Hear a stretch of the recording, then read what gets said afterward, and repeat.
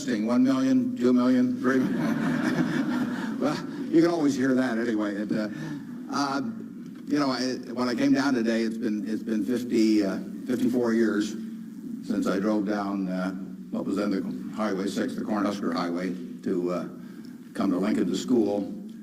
And even then, there was a lot of nostalgia attached with it because my father had attended the University of Nebraska in the 1920s. He was editor of the Daily Nebraskan, and one day a young woman from West Point, a student, came in to apply for a job as a reporter on the Daily Nebraskan, and my father not only hired her as a reporter, but he married her shortly thereafter. So both my parents attended here. My grandfather, on my mother's side, was here in the 1890s, and so a lot of good things have happened to me because of the University of Nebraska. I received a terrific education here. I was telling the dean the most valuable thing I learned here, but I learned a lot, but the most valuable was accounting, and we had a wonderful professor named Ray Dean. There may even be something named for him down here, isn't there? Yeah, he was, I'd been to the Wharton School. I went to Columbia Graduate School subsequently, and I took a lot of accounting courses, but by far the best instruction I received in accounting came from Ray Dean, and there's nothing more important. People ask me what they should take in business school, or even if they don't go to business school, what they need to know before getting in business, and I tell them, you have to understand accounting. It's the language. I mean, it's like being in a foreign country without knowing the language if you're in business and you don't understand accounting. So you want to get as comfortable with that as you are with the English language. It's made me a lot of money because I listened to what Ray Dean had to say 53 or 4 years ago, and have been able to understand what I was seeing on pieces of paper, what that told me about businesses, and the limitations of what it told me about businesses. But that's the way we invest. Yesterday I was in Knoxville, Tennessee, and we bought a company. We agreed to buy a company called Clayton Homes about a week ago. It's a big company in the manufactured home business. We agreed to pay $1.7 billion for it. I made that deal over the phone without ever meeting the people there, but I had seen enough through reading 10Ks, 10Qs, annual reports, but looking at figures, what they tell me in terms of the kind of people even running the place, the kind of accounting decisions they make and so on. I was able to make that $1.7 billion transactions over the phone. Yesterday was the first time I met the people, and their board of directors had actually approved the deal a week earlier. So it's, I couldn't have done that if I hadn't have, had a great time at Ray Dean's class 53 years ago. So if I'm going to tout one thing, aside from this particular leadership class, of course, if I'm going to tout one thing, I would tell you that get comfortable with it. It may not happen the first week or the first month in the class, but get very comfortable with accounting. So that I run into CEOs periodically who really don't understand it. They try to bluff their way through, and you can see it in their faces. They're frightened almost when somebody hands them a balance sheet or an income statement. They really don't know what it means, and they have to count on somebody else. And that's something you shouldn't count on. We make all our acquisition decisions ourselves. We don't call in consultants or anybody. We don't call in investment bankers, much to their disgust. No investment banking fees in the Clayton Homes deal, because it's my responsibility running Berkshire to understand enough about our acquisition decisions to make them based on the numbers that I see and what I see there. This course, however, is about leadership, and I'd like to talk just for a minute about that, and then I'd like to really talk about whatever's on your mind, and we'll get questions. But leadership obviously it's a very simple thing in concept. My job as the leader of Berkshire Hathaway is to have visions and goals for the company overall with a long time horizon attached to them, and then to get those goals accomplished through other people. That's what it's all about. I can't do it myself, so I have to know where I want us to get to. I have to see over the next mountain if possible, but then I have to get a lot of other people to look over that mountain with me and really do the job. I mean, they are the ones that get it accomplished. So it's getting things done through other people. Now, Berkshire is like many large corporations in certain ways, but it's really quite different in many ways. We have over 150,000 people now working for Berkshire Hathaway in dozens of companies throughout this country primarily, and even abroad a little bit. We have exactly 15.8 people in headquarters, and Deb Ray came down with me today, so we've only got 13.8 there today, and we're probably working just as well with those 13.8 as we would if Deb and I were in the office.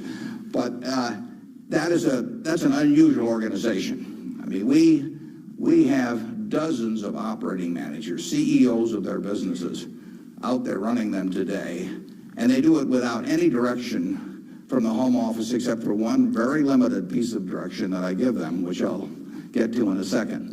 But we have these people, and they're an unusual group of people running these businesses because most of them have sold their businesses to us, and they're very, very wealthy. 3/4 of our managers do not need to work financially. They have no reason financially to work. Probably 3/4 of them are worth at least $50 million, and we have some that are worth in the billions. And yet these people jump out of bed every morning, and work, and they work weekends, and they love working. And why is that? And what's the key to that? Well, the key really is the same reason I keep working. I'm 72. I'm getting Social Security now, so I should be in Florida, pushing shuffleboard around or something of the sort. But I do what I can do. Anything in the world I want to do. But what I want to do is run Berkshire Hathaway. Now, why do I want to run it that way? There's a couple things. A, I get to paint my own painting. I go down there every day, and I feel like Michelangelo. They're working on the Sistine Chapel or something. Nobody else may think it's a great painting, but I get to paint my own painting. I do not have people second guessing me. I do not have people saying, "Why don't you use a little more red paint than blue paint? Why don't you paint a seascape instead of a landscape?" I get to do my own thing. It's a form of creativity. It's exactly like somebody feels it's a professional golfer or somebody feels it's a painter. They're not doing it for the money primarily.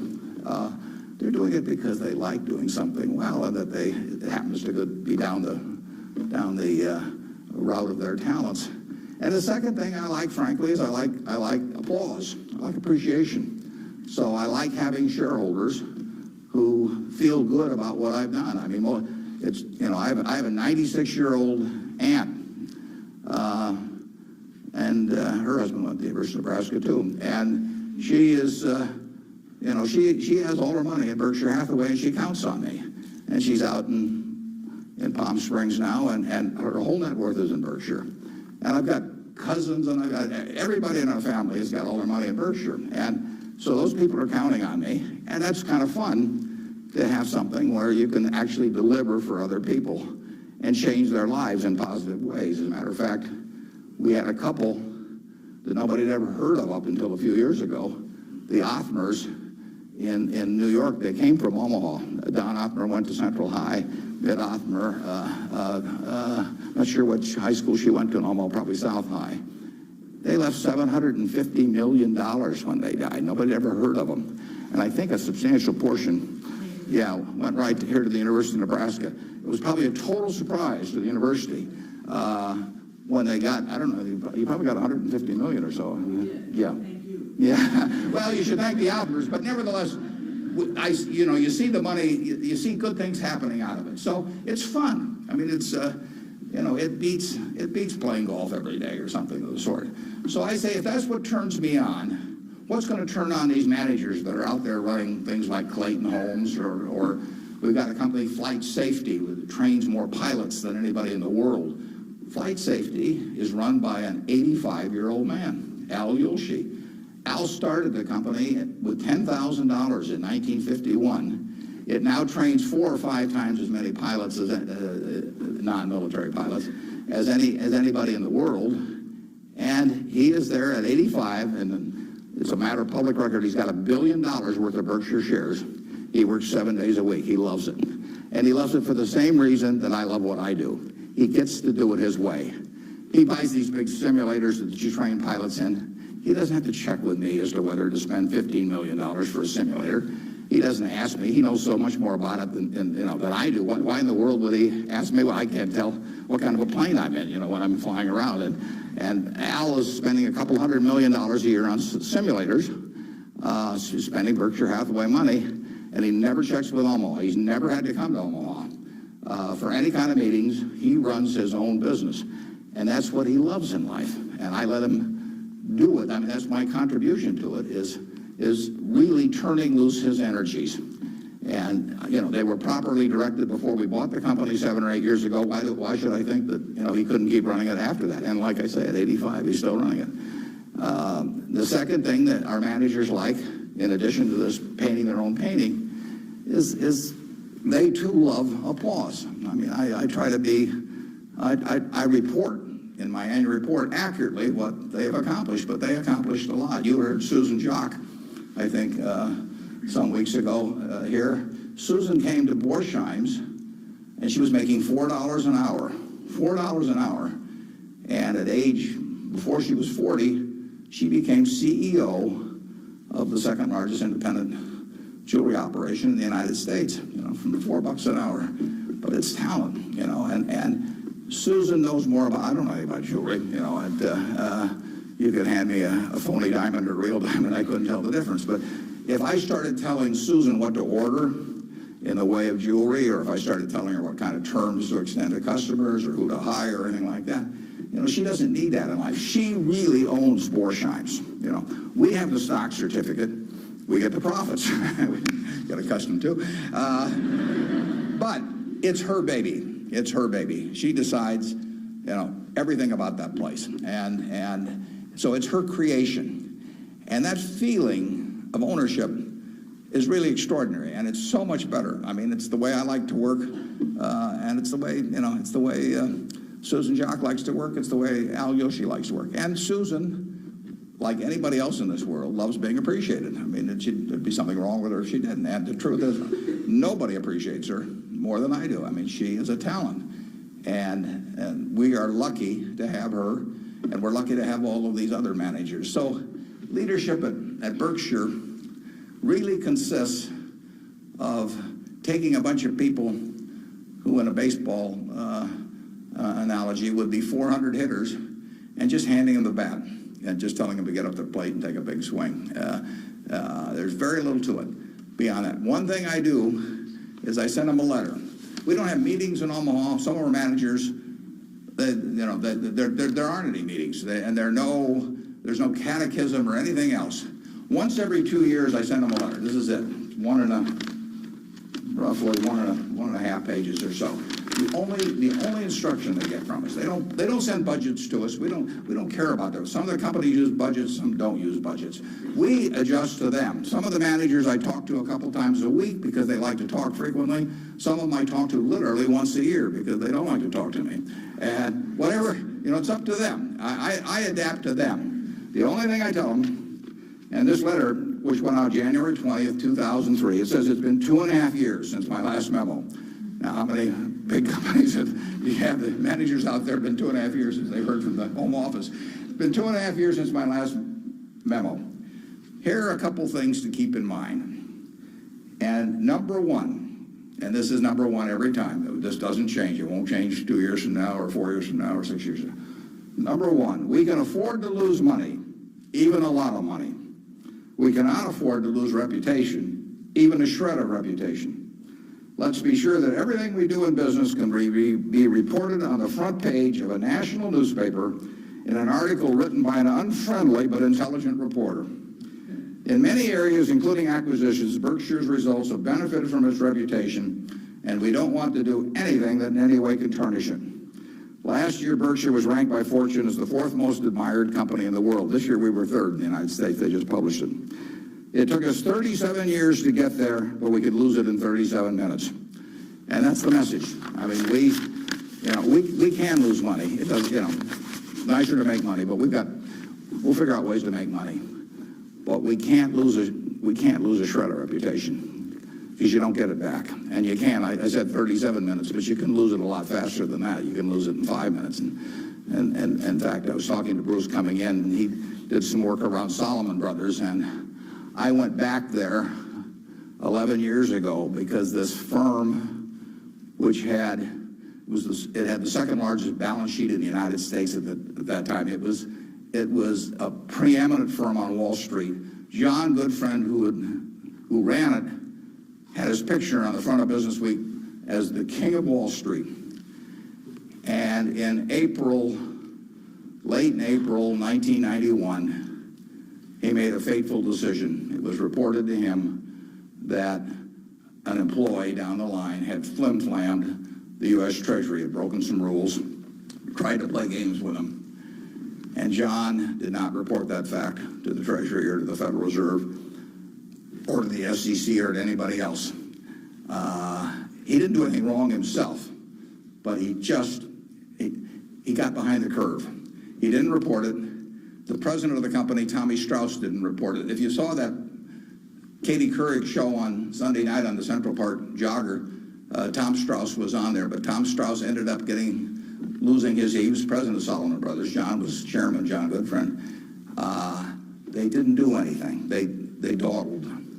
And after a few weeks, the same guy that had committed the terrible acts earlier, on May 15th, he did the same thing again at a Treasury auction. And now they were in this terrible pickle because they had known about this on about April 28th, that this guy was a bad actor. And they hadn't done anything. And now on May 15th, he does the same thing again. And now if they go, they start feeling if they go and talk about it, the people will say, well, why weren't you in here before? So they just kept trying to shove it out of their mind and do other things.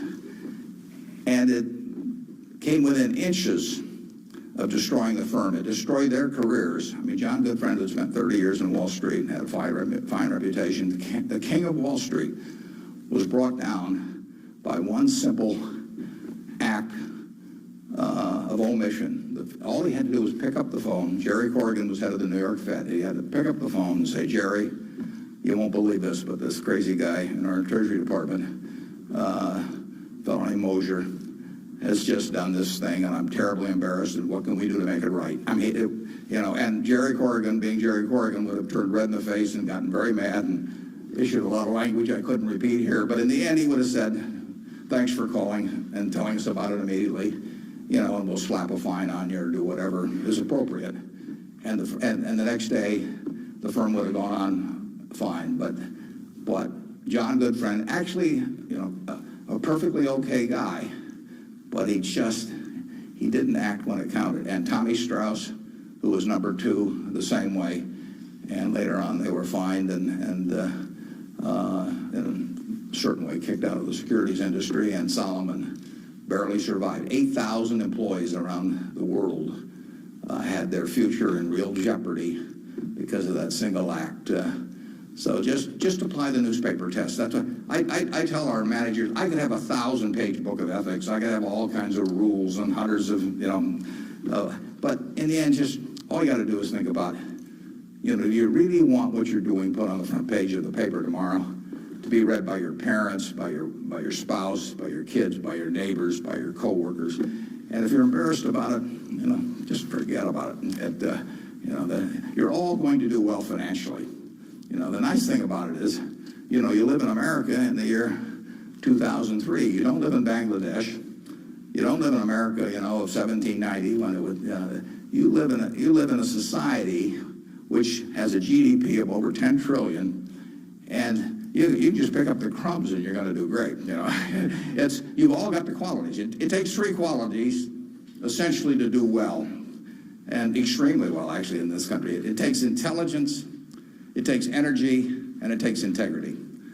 Now, everybody in this room has the requisite intelligence. You wouldn't be here if you didn't. I mean, it doesn't take 180 IQs, although I'm sure you all have those. But it takes reasonable intelligence. You're getting a great education. You've got the energy. That's why you've shown up in school. And it takes integrity. And I say, if you don't have integrity, we don't want to hire somebody that's got intelligence and energy if they don't have integrity. We'd rather hire somebody that's dumb and lazy if they don't have integrity, because they probably will never get around to cheating us or doing something of the sort. Last thing in the world I want is somebody that's lacks in. Mosher had intelligence and energy at Solomon. He was head of the government bond trading thing, and he had lots of intelligence and he had lots of energy, and he went to jail, and he almost brought down the firm. So. And integrity is absolutely an option. You may not be able to throw a football 60 yards, and you may not be able to run the 100 in 9.8. You may not be able to sink 3-pointers but you can choose where you stand on the integrity scale. You can't. You weren't born wired one way or the other. That is an absolute choice you make. And the heroes I've had in life have been the people that I felt stood out in that respect. My number one hero was my dad, but I've had other heroes, Tom Murphy, Ben Graham, people like that. And the reason I admired them was not because they were the smartest people in the world, although they were plenty smart. And it wasn't because they made the most money. That meant nothing. It's really because I felt they were the classiest people that I ever met in my life. I mean, I saw them behave over year after year after year in a way that I could write their story on the front page of any newspaper, and even in an unfriendly tone, and I could not do anything that would embarrass them in the least. They behaved extraordinarily well. And having the right heroes, is terribly important. You tell me who a 10-year-old's heroes are, and I can give you a pretty good prediction about how they're going to turn out. You want to choose your heroes very carefully, because you're going to look like them at some point, and you're lucky if you've got the right ones. I'll give you an aside, and then we'll get on to your questions. But it's something, you're not parents yet, most of you. But when you're a parent, you are the natural hero of your child. You're this great big thing, or there's two of you great big things, and there's a little tiny child dependent on you. You are the natural hero, and anything they get in school, subsequently, or anything else, they're going to be shaped more by what they see in this behavior of yours toward them than anything that will impact them later in their lives. And if they want you to be the hero, you can destroy that, of course, and you've seen it done many, many times. But actually, if the parents are proper heroes, the child is about 90% of the way home, and you're lucky if you've had parents like that. And you can be that to your children, or you can be something else, and you're shaping that person. It's nice to learn accounting when you get to Nebraska, but the behavior model that you take on is incredibly important. Let's talk about what's on your mind now. You can ask tough questions. It's more fun for me, and they can be about business, they can be personal, they can be political. You pick it out. And. Good morning. When you were rejected from Harvard Business School, it was obviously somewhat of a failure in your mind. How do you adapt to your failures in life to make you more successful? Yeah, well, that's a very good question. How do you turn failure into a plus? And it's true. When I was at the University of Nebraska, one day I was reading the Daily Nebraskan, and it said in room 300 or something, at 3 o'clock, there will be this panel of 3 professors here at the university, and they're going to award the Nathan Gold Scholarship. I don't know whether you still have that around. And at the time, it said it would give you $500 to go to the graduate school of your choice. I don't know whether it's changed in amount, but that was it. So I read this, and I went there to this room at 3 o'clock that day, or whatever it was, and I walked in the room, and there were the professors, and I was the only student that showed up. I mean, it really got to them. I mean, they were stuck. They kept waiting and looking at their watch and hoping there'd be more candidates, but no one came in. So I won $500 by default. And those are usually my biggest triumphs when nobody else shows up. And so here I was. I had $500 to go toward it wasn't limited, any graduate school for a master's degree. So I applied to Harvard. My dad wanted me to.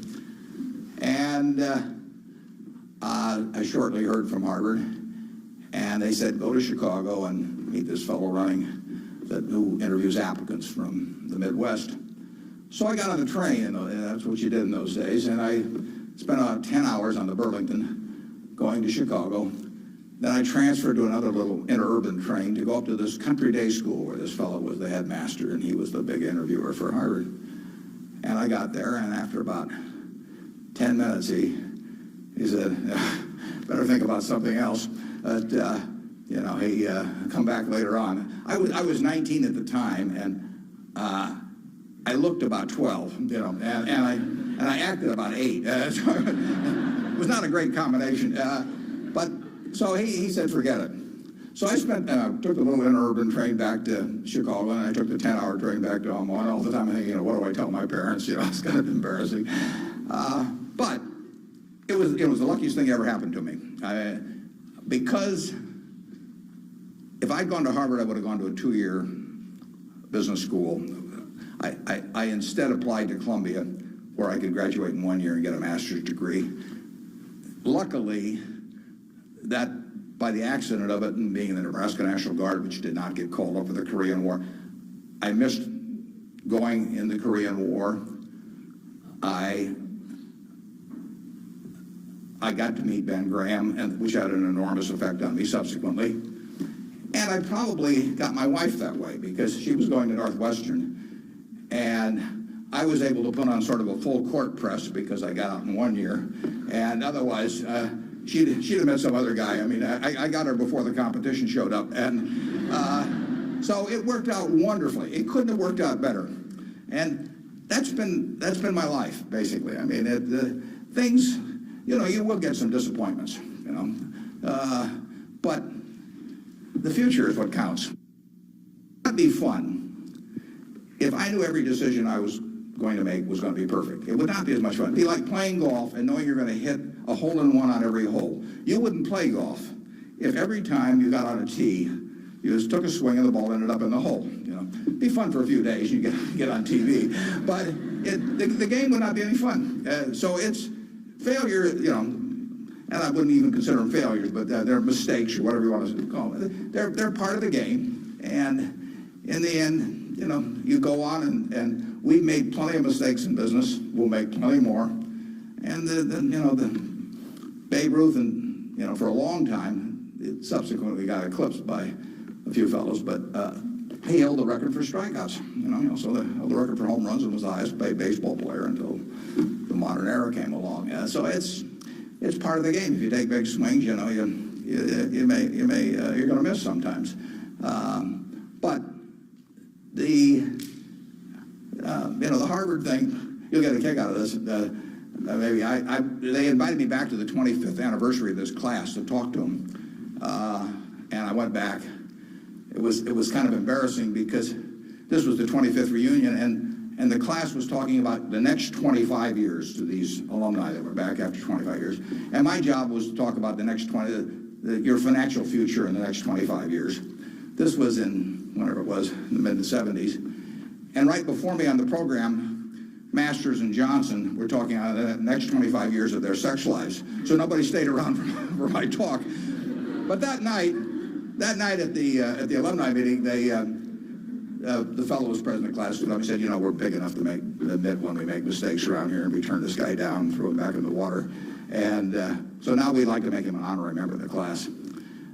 So they did it, and they voted, and everybody voted for it. And I stood up and I said, I recited the story that I told you. And I told him, I said, at the time I was kind of philosophical about this. I was young, and maybe my grades weren't that good or something. And so I took the rejection kind of well. But I said, now that I've met the people that got in the class, I'm really sore.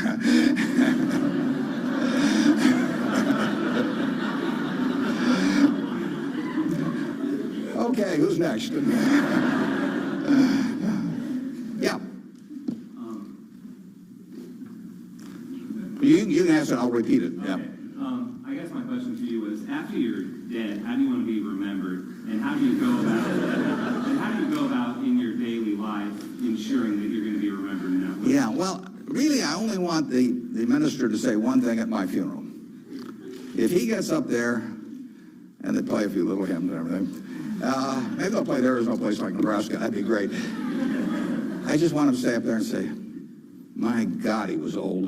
You know? I'll settle for that.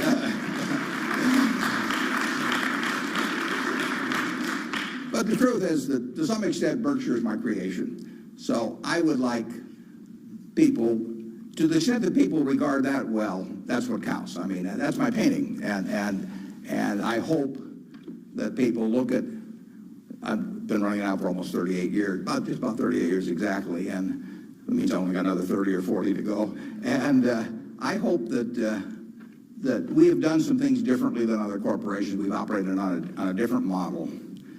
And I hope two things about it, actually. I hope, A, that people realize that model works and why it works and so on, because it does conflict with certain management theory over the years. And secondly, the important thing is that it lasts well beyond me. I was down at Walmart 6 months ago and talked to their management group, and I had a great time.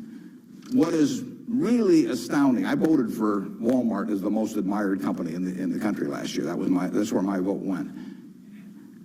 It was astounding what Sam Walton built, starting in Bentonville, Arkansas, with a pickup truck, taking on J.C. Penney and Kmart and Sears and all of these people with no money, no real estate, no preference with vendors, no credit card list, anything. He just took them on, and of course he just ran away from them. But the really impressive thing about Walmart is that Sam died about 11 years ago, and there's been no momentum lost. I mean, what he instilled in that company, nobody else could have built it like Sam, but David Glass first and Lee Scott now as the CEO, they have kept that company with its special culture going at full steam ever since. And that's really what I hope happens with Berkshire, and I've tried to think about ways to make that happen. But the real test will be if 10 or 20 years after I die, the special culture that I think is part of Berkshire is not only just as strong as ever, but even stronger.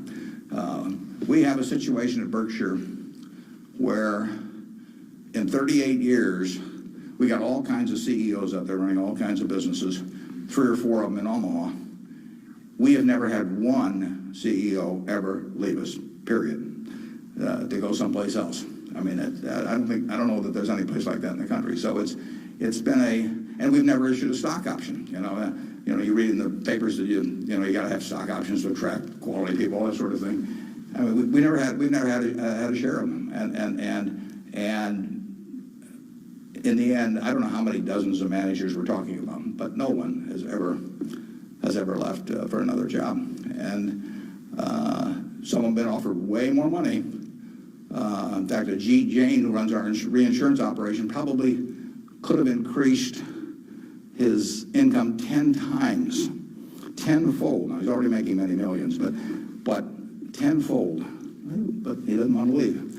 And that is the culture that I hope we can maintain, and that's what I'd really like to be. If I've done anything to contribute to that, continuing after I die, that would be terrific. Of course, I actually plan to keep managing Berkshire after I die. You have to understand that. I have given all the managers Ouija boards. I've got these dark rooms they're going to go into, and I'll be there. Mrs. B at the Nebraska Furniture Park worked till 103 at Berkshire, and she's sort of our examples. And then she took off from work, and she died the next year. So it's very dangerous to quit as early as that. Yeah. Am I supposed to be calling on these people? Okay, good.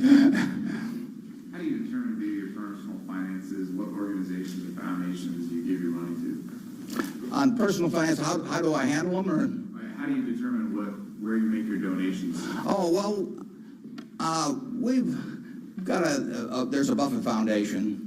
Eventually it will have everything. I mean, basically everything I've made will go back to society. America's done it for me, and that's where it should go.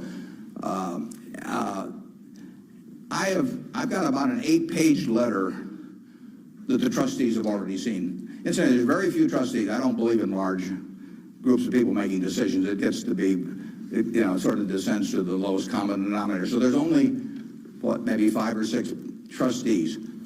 Interestingly enough, not just by accident, but I picked the people who I trust in the most in terms of both their intelligence but also their quality to run it after I have people I feel the surest of.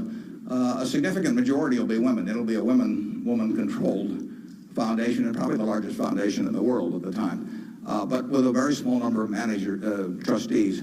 I have, in my letter, I tell them that I'm not going to give them any specific instructions as to what to do with the money. I tell them that their judgment above ground will be better than my judgment 6 feet underground. So in the end, I want them to do a couple of things. I want them to attack really big, important causes. I don't want them to give $1 million here and $1 million there and everybody that, that asks that they know and that sort of thing. So I don't want them doing things with an eyedropper. I want them to take very big swings. And then I want them to measure what they're doing by the importance of what they're doing as contrasted to the natural funding constituency for that. Now, taking the health field, I mean, you got the National Institute of Health spending billions and billions of dollars. You got all kinds of money going into medical research. It'd be crazy, in my view, for the Buffett Foundation to be engaged in medical research. It's not that the subjects isn't important, but there's already a huge funding constituency. It would be crazy for the money to go to Harvard or something of the sort. It isn't a fine educational institution, but you've got all of these people that give money to Harvard, and they've got a rich alumni base and all of that sort of thing. So I want the combination of a terribly important program and the lack of a natural funding constituency. Well, where do you find that? You find that with unpopular causes to quite a degree. Rockefeller felt somewhat the same way. It's interesting. He was the first major patron of any sort of black colleges in the United States. Now, if you think about it, black colleges had no funding constituency. I mean, their alumni didn't have any money, basically. I mean, if you go back 75 or 100 years. So there wasn't any money coming. And people didn't, they didn't build great businesses and then leave tens or hundreds of millions of dollars to the institution. And it was self-perpetuating. And so Rockefeller stepped in, and he took a group of black colleges and funded them in a very, very big way. And I admire that kind of a decision enormously. Otherwise, nothing would have happened. And that's what I hope the trustees of the Buffett Foundation do. I was with Bill Gates last week, and I consider his foundation, he and Melinda together, because they're equal partners in it, I consider their foundation to be the most logical big foundation in the world. They're giving away about $1 billion a year. Now, Bill said to him, and Melinda said to themselves, how do we save the most lives per dollar spent in the world? And they decided that in certain major medical areas, that what was being done abroad in many countries was zilch in terms of these things that were easily preventable by vaccines or various other things. And they decided they could save huge numbers of lives per $1 billion spent. But they'd be spending it, in places like India and Africa, where they would get no credit in the United States. I mean, no buildings with their name, no nothing. But that was their metric. And that's Bill's sole metric. I mean, he doesn't want to talk about, you can go to him with some proposition to stick his name on something, for $50 million. It doesn't interest him at all. It's a totally rational one, and he pours himself into it. He has educated himself on medicine, and particularly medicine outside the United States, in a way that I've never seen anybody.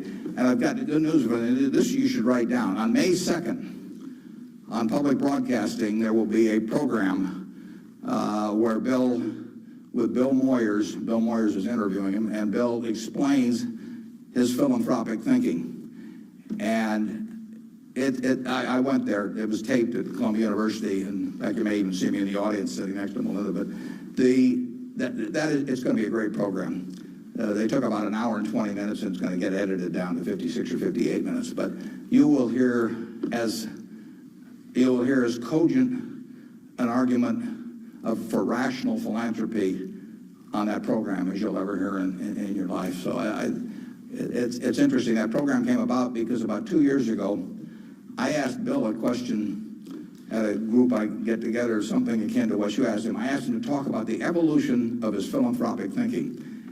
And there were a group of about 60 of us there, and he talked to us, and I mean, it was a fabulous talk. And I said, you got to get that out in the public domain somehow. So this thing with Bill Moyers does that.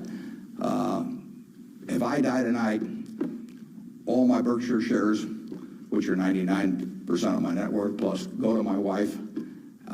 She dies first, hers go to me, and then it all goes to the Buffett Foundation. And it will then be active on a very big scale. And those are the guidelines. And who knows what those problems will be. I mean, it might well have been civil rights in the early 60s. I mean, the civil rights organizations, were not being funded by anybody. And I mean, money wasn't the big problem, but it was a problem in the civil rights arena. And there was no natural funding constituency for that. It was a very important issue, but it was an unpopular issue in many respects. And it seems to me that's where the money should go, particularly if you have it on a big scale where you can really do something.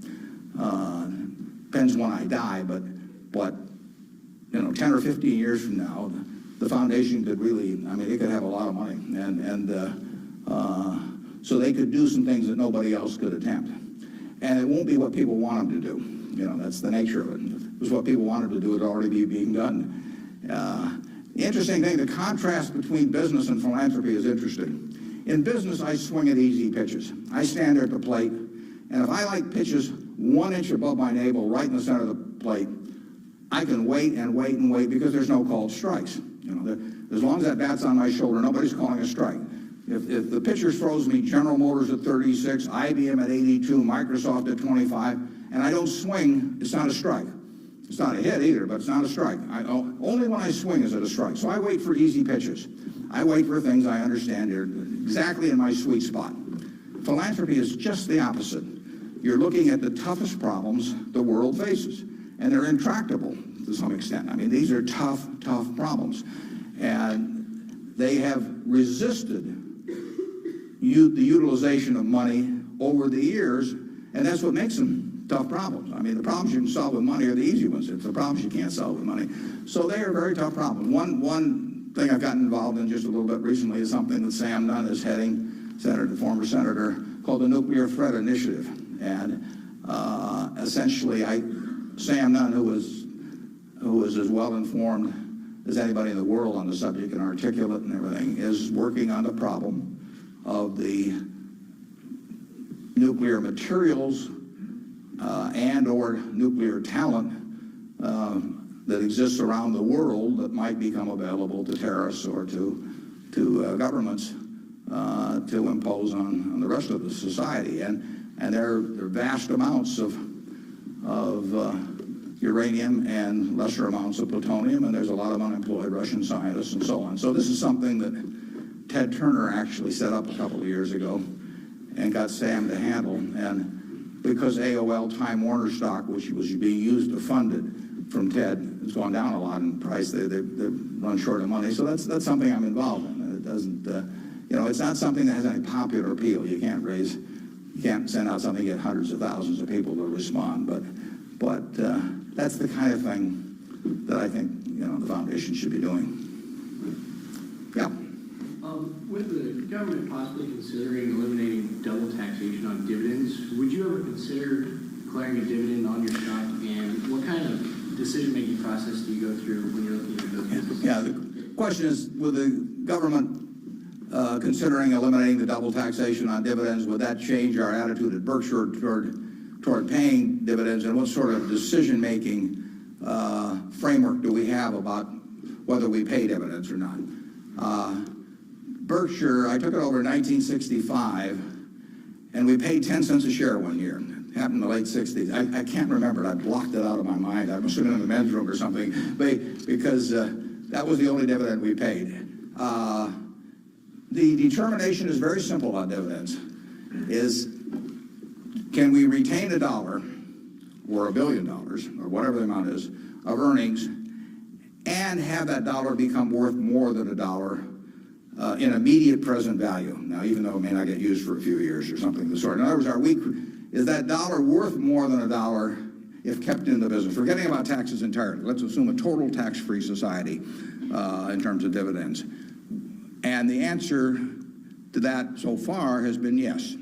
We have kept the dollars that we've earned and we have created more than $1 of market value for every dollar we've retained. And as long as we can do that, it's silly to pay out $1, even if it's not taxed, and put it in my pocket, where it's still only worth $1 if I can create more than $1 worth of value in the stock. So we have done that now for a lot of years. It doesn't mean we can do it forever, but we've done it for a lot of years, and that is the test. And you will find in the back of the Berkshire Hathaway annual report, which we'll be glad to send to any of you.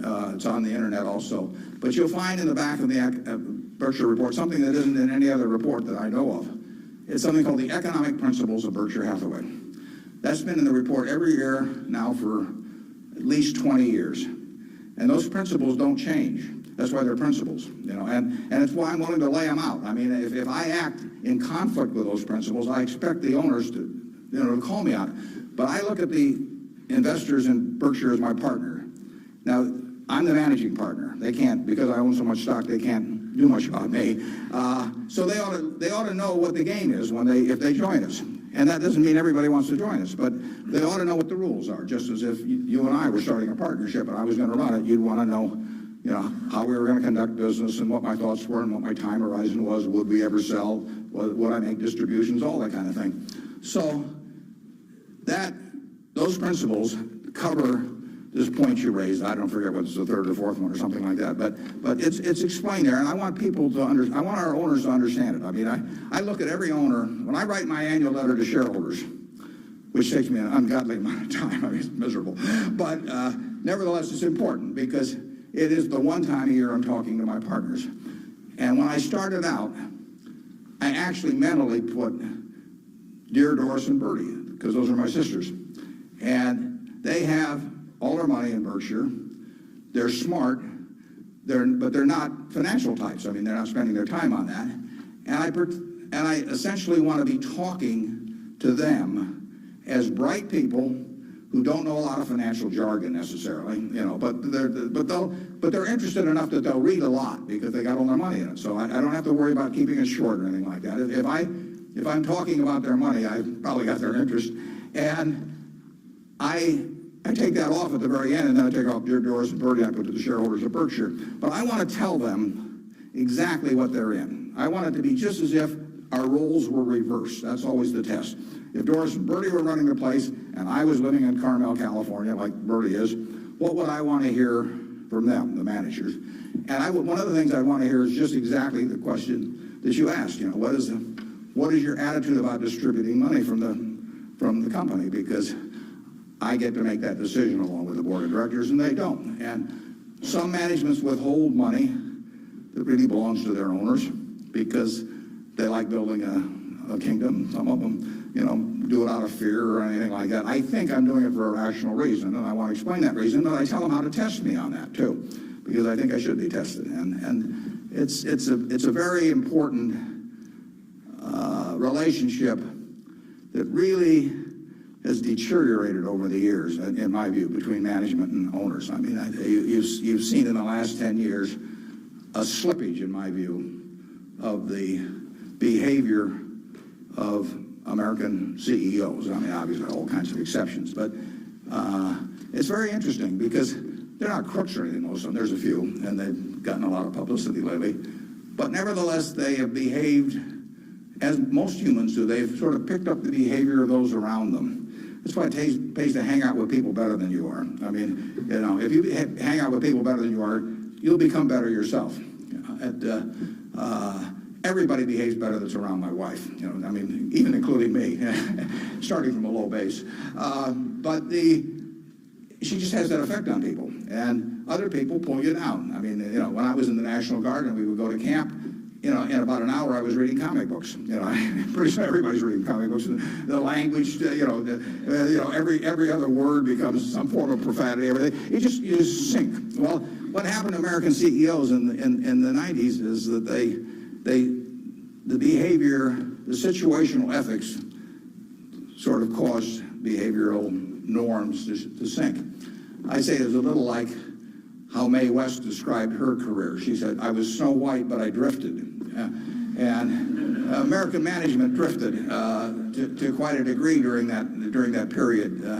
I think it's very important, what that relationship is people have given you their money at Berkshire Hathaway or any other company, and I'm a trustee for them, in effect. And then the question is, they ought to, since I control the place, they ought to know the yardsticks. So if you do go to our website, go to the back of the report, and there's something that says economic principles, and we try to discuss everything that's important. And I tell them I'm going to put them in there every year so that they can, they can hold me accountable. Yeah. You talked quite a bit about flexibility in your many different companies and so forth. If you could elaborate a little bit on the personal qualities and professional qualities that you look in those executives that you place in those companies. Yeah, and the question is about the personal quality we look for in the executives we place at our various companies. The first thing is we don't usually place them. I mean, they come with them. We don't have anybody to place. So I have the problem occasionally, if somebody dies, or to replace a CEO. But most of our CEOs came with the deal. Clayton Homes, which we're buying, comes with Kevin Clayton running it. We will put no one in there. He will run the place just as before. But in terms of the personal quality, when a seller comes to me with a business, whether it's Clayton or any of the others, Ike Friedman at Borsheim's, Mrs. B at Nebraska Furniture Mart, when they come to me, the first question I have to ask myself, because I'm counting on them to run the place, I have to decide, do they love the money or do they love the business? Now, there's nothing wrong with liking the money. I mean, they all like money, but they've got to love the business. They've got to have a passion for it. Because if I give them a whole bunch of money and they love the money and they don't love the business, no matter what they tell me, 6 months from now they'll be gone. I mean, they'll just all of a sudden say, why am I getting up at 7 in the morning just so I can send a lot of money to Omaha? I mean, it won't work. So they have to love the business. I mean, I want people with a passion for the business. I used to say that I had a one-line employment form, one-question employment form. The question was, are you a fanatic? If you answered yes, you got the job. Because I want somebody who's fanatic about their business. I mean, you want people that love teaching. If you're in a classroom, if they don't have the passion for it, it doesn't work very well. So now, if they've got the passion, and our managers do, but not everybody would. The financial operators don't. We've never bought a business from an LBO operator or a financial operator because they don't give a damn. I mean, all they want to do is make sure your check clears, and they're gone. And it isn't going to work if we try to buy from them. So we buy from these people who love their businesses. And then really my job is just to make sure that I don't mess it up and create conditions that cause them to quit loving it for some reason, because they come in loving it. Only I can mess it up.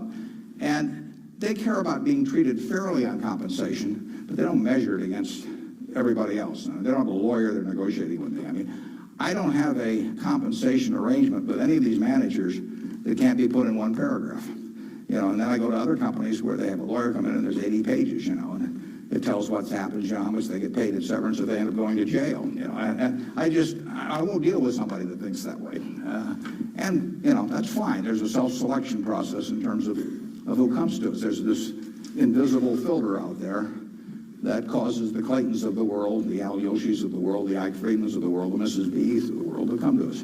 When I made the deal with Mrs. B in 1983, Mrs. B had another offer from somebody else that was somewhat higher, and she just said, I don't care. She only owned 20% of the company. That she had 4 children, they each owned 20%. She told them, I'm selling to Mr. Buffett. She always called me Mr. Buffett up till when she was 104. In fact, when I'd walk in the store, she'd say, here comes my new young boyfriend, which I don't get that a lot of places, I can tell you.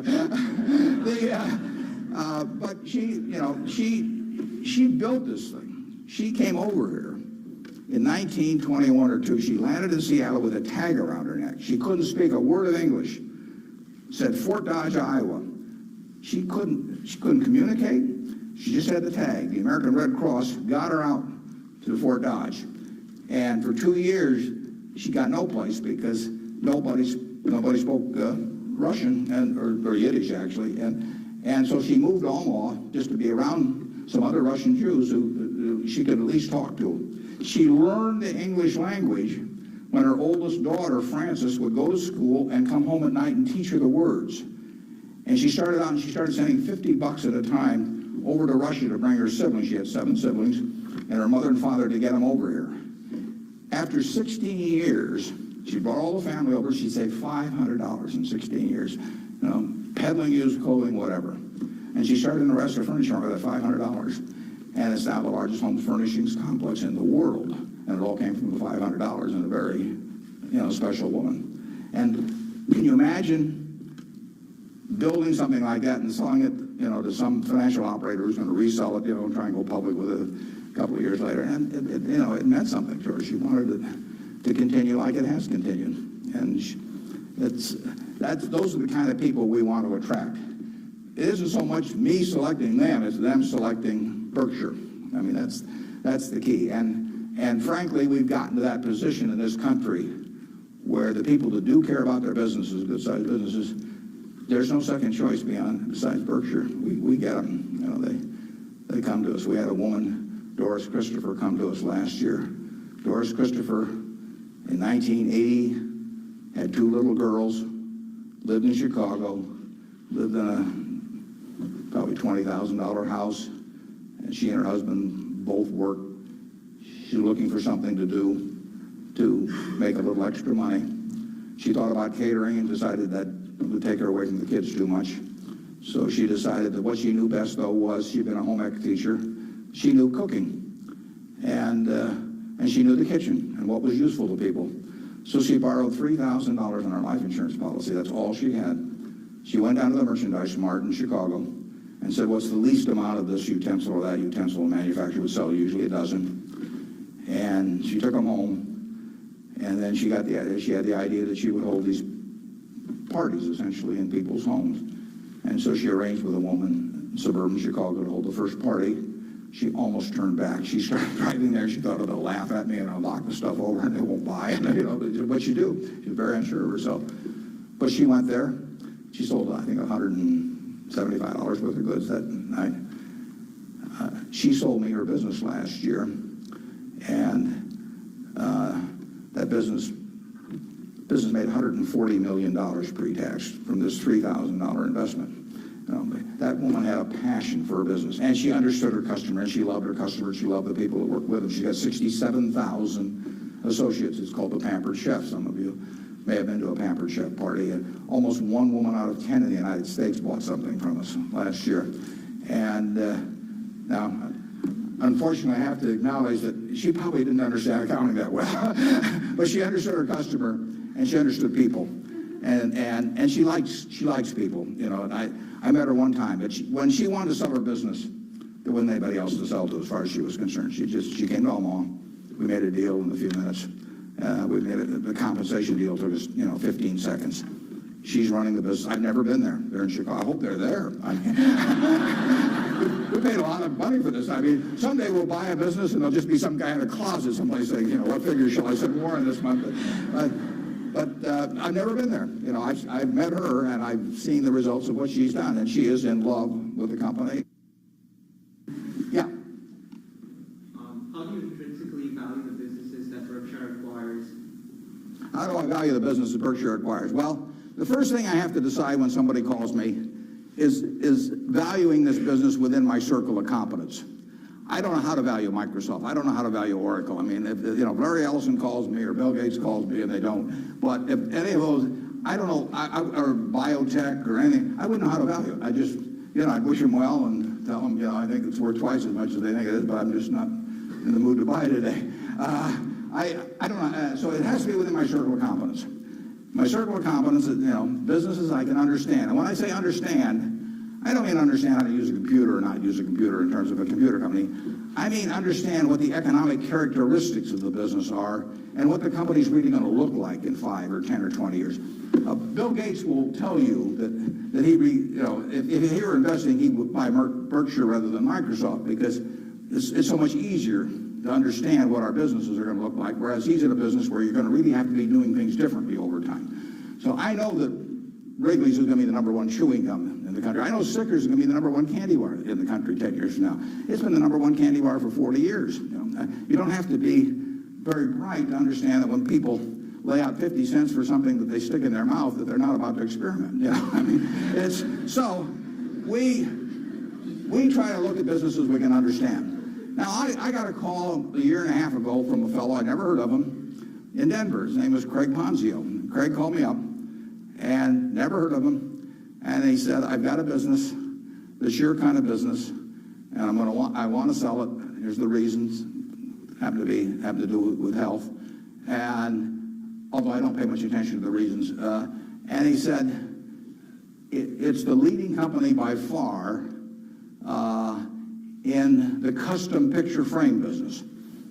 And he said, let me tell you why it has what I call durable competitive advantage. That's what I call durable competitive advantage. He said, let me tell you why it has it.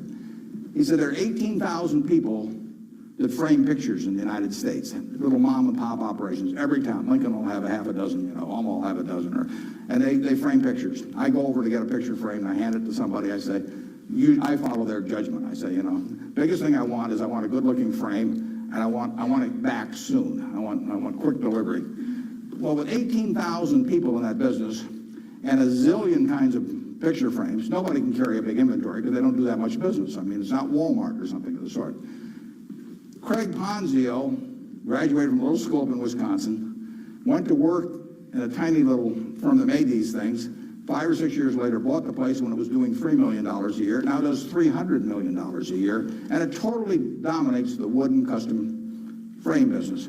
Why does it dominate it? It dominates it because it calls on these 18,000 people. It has a sales force calling on them 6 or 8 times a year, and it has 22 plants around the country that can get the frame that the custom framer orders.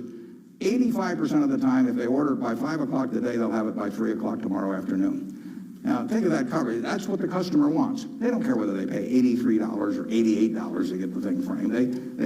You've got something you want done, and you want it done fast. And that little custom framer, those 18,000 people, they want happy customers, and that means speed of delivery and certainty and all that. You couldn't build a distribution system to compete with us. I mean, just think of trying to build a distribution system starting from scratch that would take that business away from us. It can't be done. Well, Craig explained that to me in about 15 minutes. I'd never thought about the custom frame business, but I've framed pictures or had people frame them for me, and I understood the power of that. That was a Monday.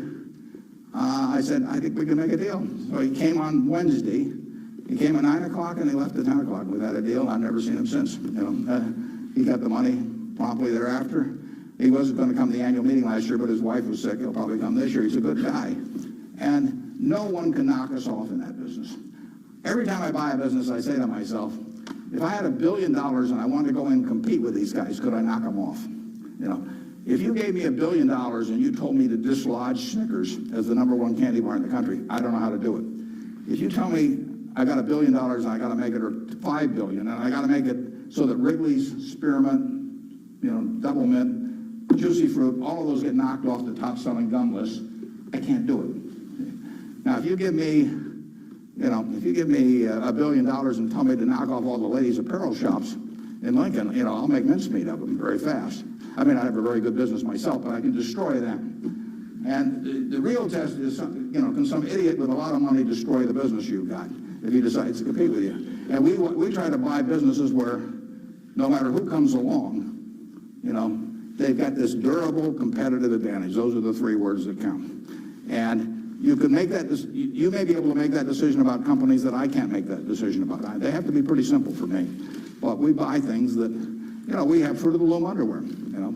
Are people going to quit wearing underwear? Well, who knows? But we sell 44% of all the men's and boys' underwear that goes through Walmart and all of the mass merchandising chains. We've got the lowest costs around. Fruit of the Loom is a name that's been around since 1850 or 60. If you can buy 3 pairs of shorts from us, or 6 pairs or whatever it is, for $5.50 and nobody's going to sell them cheaper, why are you going to buy anything else? So we'll own that unless we mess it up some way. We've got a very potent advertising slogan there. We cover the asses of the masses. That's sort of gets to it, doesn't it? Yeah, up there. Yeah.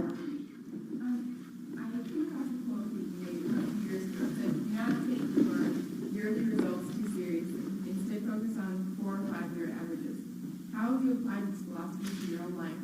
And do you examine your successes in your personal life based on Could you repeat that just a little louder? I think I got most of it, but try me again. Okay. I'm going off your quote that says, do not take yearly results too seriously. Yeah. Instead, focus on 4 or 5 year averages. How have you applied this philosophy to your own life? Okay, yeah, the question is, since I say 1 or 2 years doesn't make much difference in business, but longer term does, how do I apply that in my life? Well, I could probably give you some terribly philosophical answer on it, but the truth is I get up every day and just do what I love doing. I want people around me to have good experiences, but the truth is I don't spend most of my time thinking about that. I mean, I spend most of my time thinking about what can I do to keep Berkshire going the way it has gone. But I will tell you how to apply that, and it works reasonably well, I think, at Berkshire, because we get this self-selection of people to join in. I mean, we have created a working environment where in 38 years nobody's left that runs it. So I do feel good about that, obviously. I feel good about the results of the investors and, the Hoffners and those people. I mean, actually, I think a fellow may write a book about what's happened with all the money that all these different people have made in Berkshire. But I'll tell you the test on that, and it's a terrific question, because you will, when you get to my age, you will not measure how well you've done by how much money you've got. I can guarantee you that. You'll all do fine on money anyway. I mean, think about it. 7 hours a day, you're in a bed. You got exactly the same mattress I've got. If you don't, we'll sell it to you at the furniture mart. We're on a parity. I can't outdo you, in terms of my sleeping enjoyment. You can match it by buying this mattress, which we'll give you a special price on. Just mention my name. We eat at the same places, We eat at Dairy Queen, particularly if you're in my position because we own it. But we eat at McDonald's and Burger King, and when I leave here, I'll stop by a fast food place on the way. So our eating experiences are the same. We travel the same. I mean, I had a 10-year-old car up till about a year ago, and it just doesn't make any difference to me. They all work. We live in a place that's warm in the winter and it's cool in the summer, and we watch the Super Bowl on big screen TV. You do it, I do it.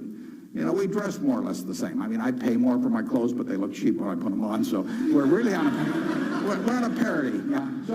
So the money isn't going to be that big a deal. Everybody in this country is going to, with the intelligence this group has, the energy you have, you're going to do well. So what's the difference? What really counts? Well, I would say that you will measure, health is enormously important, and that's a matter of a fair amount of luck. I mean, so I'm not shortchanging it. I'm just saying you can't do too much about that. But you will measure your success in life by how many, and extent, whether it's the people you want at 70 or whatever the age may be, you'll measure it by how many of them really love you, in the end. I mean, you can't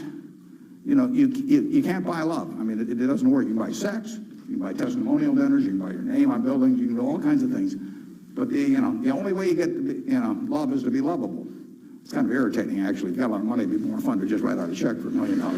So everybody, from now on loves me. But it doesn't work that way. And in fact, the only way is to be lovable. And I've got this friend who came out of Auschwitz and had at least one member of the family die there.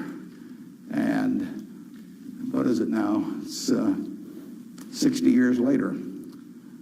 She still, when she looks at people, it's a Polish Jew, when she looks at people, the question she asks herself in determining who she really trusts as friends, the one question in her mind is, would they hide me?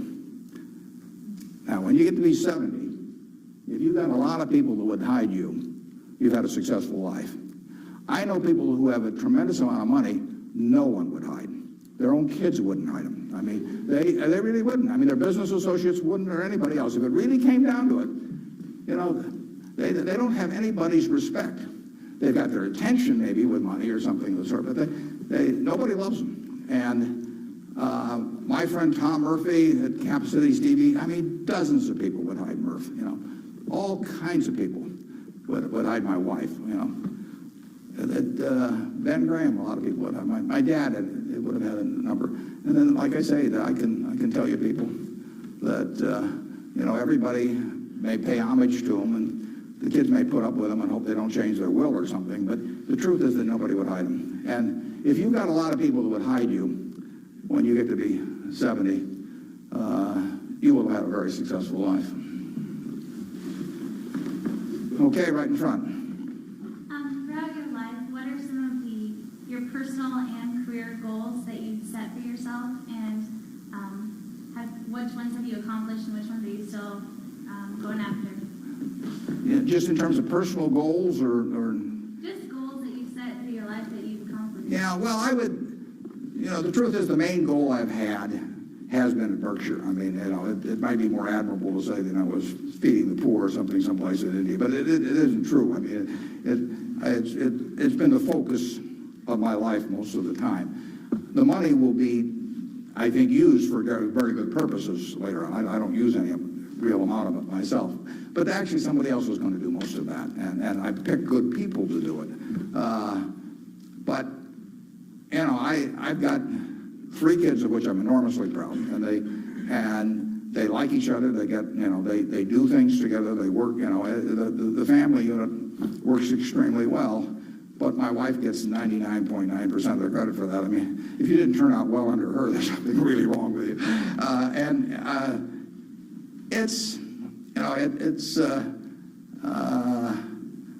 It's a life that's a lot of fun, but I do what I enjoy doing. I play lots of bridge on the internet because I like to do that more than anything else. I used to do way more reading. I do a lot of reading, but I used to just read all the time. Now I spend 12 hours a week on the internet playing bridge, and it's great. I will talk to the Microsoft Summit here in about a month, and I tell this group, and there's all these high-powered internet types, and I tell them, look, you guys are all failures because here I am, got all kinds of money. I've been fooling around with the internet now for 10 or 12 years. I spend 12 or 14 hours a week on it, mostly bridge, but I do, the Google searches, and if I'm writing a talk, I look up all kinds of information on it. I read the New York Times, the Wall Street Journal, 10 o'clock the night before, and all these things. And you guys are getting exactly $120 a year out of me. I mean, that is a failure. They have not figured out how to get any money out of me. And I gave this talk last year, and this year I'm going to go back there and say, you've made no progress at all. It's $120 last year, it's $120 this year, and in between I've had 600 hours of enjoyment and learned all kinds of things. So I do enjoy, that. I enjoy that more than anyone. Now, when I was young, I thought I had a lot of money. I'd own a professional sports team, and I'd play golf all the time, maybe have my own private golf course, and all kinds of things. Just doesn't mean anything to me. I have something where 365 days a year, everything is good. I work around terrific people. One of them was here today that came with me, that drove me down. And I mean, I get to select the people I work with. That's a huge, huge luxury. I mean, literally, just think of if you had to work for a boss you couldn't stand, or work around people that cause your stomach to churn. It'd be miserable. So the ultimate luxury really is doing something every day that you love doing with people that you love doing it with. And I've got that, by accident to some extent. I say if you take on a job just to make a lot of money and it causes your stomach to churn, and you go home at night and kick the dog and all that sort of thing, that's a little bit like marrying for money. It's probably a bad idea under any circumstances, but if you're already rich, it's crazy, right? I mean, if I marry for money, I would have my head examined. And what's it going to do? And so it is, and we're lucky in this country. I mean, we won what I call the ovarian lottery when we were born in this country. It was 4 times or likely you would have been born in China, just about as likely you'd have been born in Bangladesh. You're born in the greatest society in the world, so make the most of it and have a good time. Let's see, who's had, okay, up there. You 2 guys are next to each other, you can fight it out. Whether it be professionally or personally, kept you and your business in Omaha or in the state of Nebraska? Well, that's a good question. Why do I stay in Omaha? Well, I love it. And, my grandfather went to Central High. My dad went there. My wife went there. My kids went there, and now my grandchildren are there. My grandchildren say they have the same teacher that my grandfather had. But there's continuity, there's friends, there's all kinds of things. I mean, there's no disadvantage to being in Omaha.